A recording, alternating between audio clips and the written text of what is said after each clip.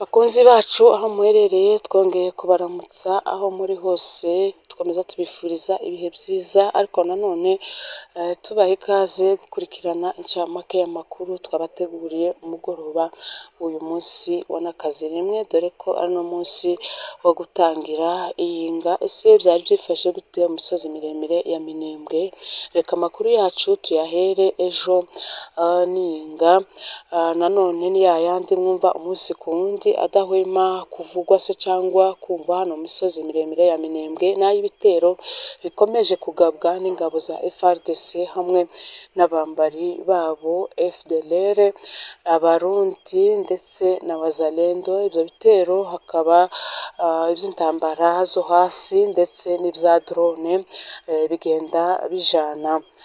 Ejo n'iyinga rero hakaba haragabwe nanone ibyo bitero ubwo byumvikanyemo imbunda nini n'intoya birimo amabomba menshi ndetse n'amadrone. Ibyo bitero bikaba byarabereye hariya Gakenke ndetse na hariya mu Karingi, ariko ingabo za kuko bisanzwe zakoze ibishoboka byose kugira ngo zisubize ibyo bitero inyuma. Rero izi ntambara zikaba zikomeje gutuma abaturage bo mu misozi miremire ya Minembwe begereye aho ibyo bitero cyangwa izo ntambara zibera gukomeza kuva aho hantu batinya ko drone zikomeza kubarasa, dore ko zitagirimo zivuga ko ari abasirikare zirasa, ahubwo ziri kurasa n'abaturage hamwe n'amazu yabo.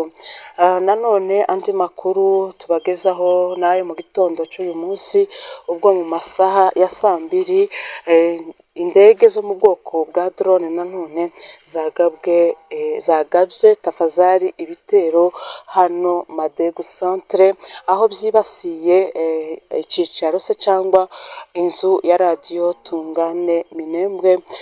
Ikaba yarashe amabomba akaba yangije bimwe mu bikorwa by'iyo radiyo. Ntiyarekeye aho, nanone yerekeje ahari igikorwa remezo nanone cy'umunara wa Vodacom, aho nanone yashoboye kurasa ikompora rimwe nanone rikaba ryangije iyo antene ya Vodacom.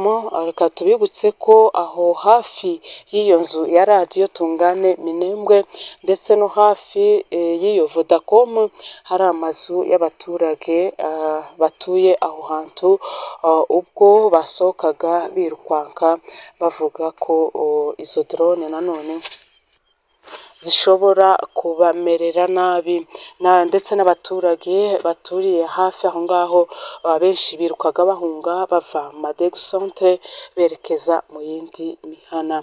Rero akaba ari ayo makuru twabateguriye, andi makuru tuzoyabagezaho ejo na kabiri. Murakoze, mukomeze mugire ibihe byiza.